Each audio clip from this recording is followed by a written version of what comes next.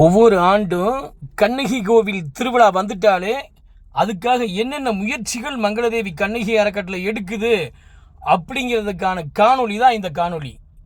எல்லாருமே என்ன நினைப்பாங்கன்னா, கண்ணகி கோவில் வந்துட்டாலே இவங்க போய் அங்கே போய் சாமியை கும்பிடுவாங்க, சாப்பாடு போடுவாங்க அப்படிங்கிறத மட்டும்தான் இவங்க நினைப்பாங்க. ஆனால் ஒவ்வொரு முறையும் மங்களதேவி கண்ணகி அறக்கட்டளை அந்த சித்திரை முழு நிலவு விழாவை கொண்டாடுறதுக்காக அந்த மாதம் முழுவதும் என்னென்ன செஞ்சுக்கிட்டு இருக்காங்கங்கிறத தான் இந்த காணொலியில் நாங்கள் பதிவு பண்ணியிருக்கோம்.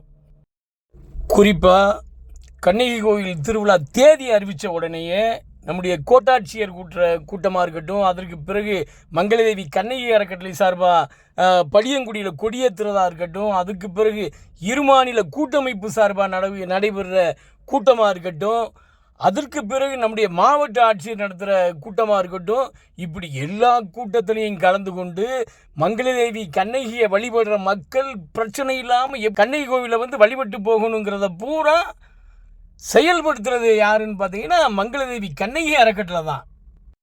கோவிலுக்கு வர்ற வெளி மாவட்ட பக்தர்களுக்கு வழிகாட்டுறதுலேருந்து, கோவிலுக்கு வர்ற பக்தர்களுக்கு கொடுக்கறதுக்கு மஞ்சள் குங்குமம் விபூதி போடுறதுலேருந்து, 5 லிட்டர் தண்ணீர் கேன் நிரப்புறதுலேருந்து, வர்ற பக்தர்களுக்கு அன்னதானம் வழங்குறதுக்கு சமையல் ஏற்பாடுகள் செய்கிறதுலேருந்து, கோவிலில் பக்தர்கள் சாப்பிட்டு போட்ட எச்சில் தட்டுகளை பிறக்கி கோவில் வளாகத்தை சுத்தப்படுத்துறதுலேருந்து, மங்களதேவி கண்ணகி அறக்கட்டளையுடைய தலைவர் முனைவர் ராஜேந்திரன் ஐஏஎஸ் அவருடைய தலைமையில் KR Jayapandian, ராஜகணேசன், BSM Murugan, கருத்துக்கண்ணு, Kasirajan, BS Nehru, சரவணே, வீரனே, Sivakumar, Sabarinathan, MK Eswaran, OR Eswaran, M Karuppasamy, Arunkumar, சுபாஷ் சுதாகர், மகளிர் குழுவை சார்ந்த சாந்திசேகர், விஜயலட்சுமி மற்றும் அனைத்து பேரோட ஒத்துழைப்போட மிக பிரம்மாண்டமான கண்ணகி கோவில் சித்திர முழு நிலவு விழாவை மங்களதேவி கண்ணகி அறக்கட்டளை ஒவ்வொரு ஆண்டும் செஞ்சுக்கிட்டு இருக்காங்க.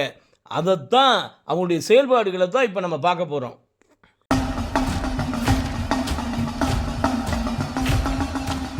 கோயிலுக்கு வர்ற பக்தர்களுக்கு அன்னதானம் வழங்குறதுக்காக காய்கறிகள் இருக்கிற வேலை, நடந்து வர்ற பக்தர்களுக்கு 5 லிட்டர் தண்ணீர் கொடுக்கறதுக்காக தண்ணீர் நிரப்புற வேலை, பக்தர்களுக்கு மஞ்சள் குங்குமம் விபூதி போட்டு கொடுக்குற பிரசாதம் கொடுக்குற வேலை, இந்த வேலையெல்லாம் நடந்துக்கிட்டு இருக்குது. அது மட்டும் இல்லாமல் 6 டிராக்டர்களில் மங்களதேவி மலைக்கு வர பக்தர்களுக்கு அன்னதானம் வழங்குறதுக்காக 25,000 பக்தர்களுக்கு அன்னதானம் கொடுக்குற வேலை இப்போ நடந்துக்கிட்டு இருக்குது.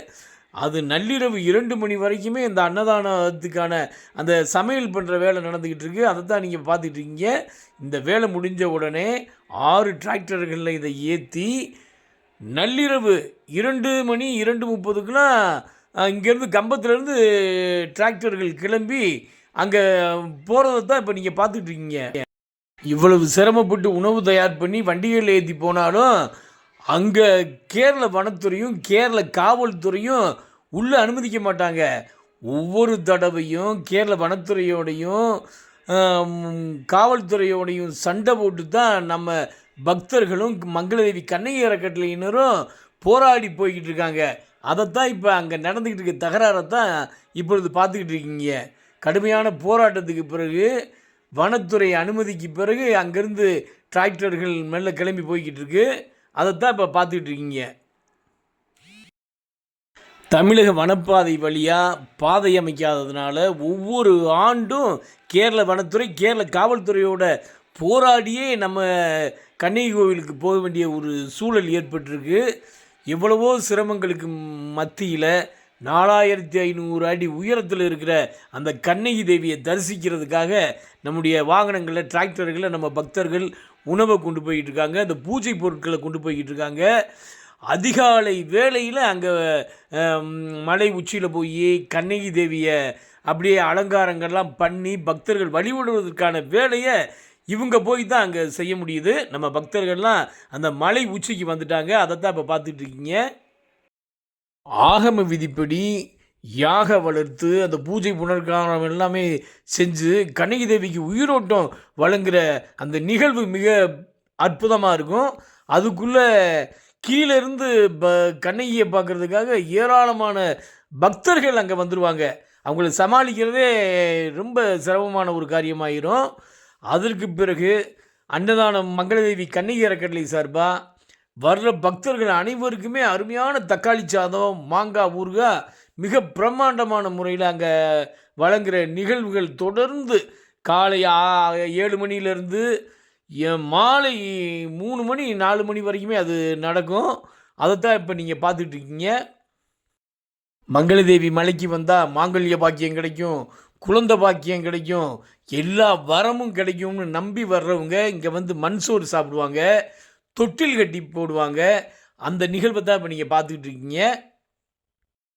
அன்னதானம் நடக்கிற இடத்துல நம்ம ஜனங்கள் சாப்பிட்டு பொறுப்பில்லாமல் தூக்கி எறிஞ்சிட்டு போகிற எச்சில் தட்டுகளை மங்களதேவி கண்ணகி அறக்கட்டளையினுடைய தலைவராக இருக்க முனைவர் ராஜேந்திரன் ஐஏஎஸ் அவருடைய தலைமையில் ராஜகணேசன், பிஎஸ்எம் முருகன், மகளிர் குழுவை சார்ந்த சாந்தி குழுவினர் மற்றும் அனைவரும் அறக்கட்டளை உறுப்பினர்கள்லாம் சேர்ந்து அந்த எச்சில் தட்டுகளையெல்லாம் பெருக்கி, ஏன்னா ஒரு அடர்ந்த வனப்பகுதியாக இருக்கிறதுனால வனவிலங்குகளுக்கு எந்த உயிர் சேதம் வந்துடவிடக்கூடாது அப்படிங்கிறதுக்காக அத்தனை பொருட்களையுமே சேகரித்து அதை நம்ம கொண்டு வர டிராக்டர்லேயே ஏற்றி கம்பத்திலே கொண்டு வந்து கொட்டிட்டு போகிற நிகழ்வுகள் ஒவ்வொரு ஆண்டும் தொடர்ந்து நடந்துக்கிட்டே தான் இருக்குது. எல்லாம் முடிஞ்சதுக்கு பிறகு திருஷ்டி அடிக்கிற வகையில் கோவிலை சுற்றி எல்லாருமே வலம் வந்து யாகங்கள் வளர்த்து மிக பிரம்மாண்டமான ஒரு நிகழ்வாக அந்த முடிகிற நிகழ்ச்சி இருக்கும். அதைத்தான் இப்போ நீங்கள் பார்த்துக்கிட்டு இருக்கீங்க. தொடர்ந்து மங்களதேவி கண்ணகி அறக்கட்டளை கடந்த 30 ஆண்டுகளுக்கு மேலாக 25,000 30,000 பக்தர்களுக்கு அன்னதானம் வழங்குகிற நிகழ்வை இந்த கண்ணகி கோட்டத்தை மீட்டெடுக்கிற பணியை படியன்குடி பாதை வழியாக, தொள்ளுக்குடி பாதை வழியாக பாதை அமைக்கிறதுக்கான ஏற்பாடுகளை தொடர்ந்து நடத்திக்கிட்டு இருக்காங்க. அவருடைய பணி சிறக்க தேனி மாவட்ட வரலாற்று ஆய்வு மையம் சார்பாக நாங்கள் வாழ்த்துக்களை தெரிவிக்கிறோம்.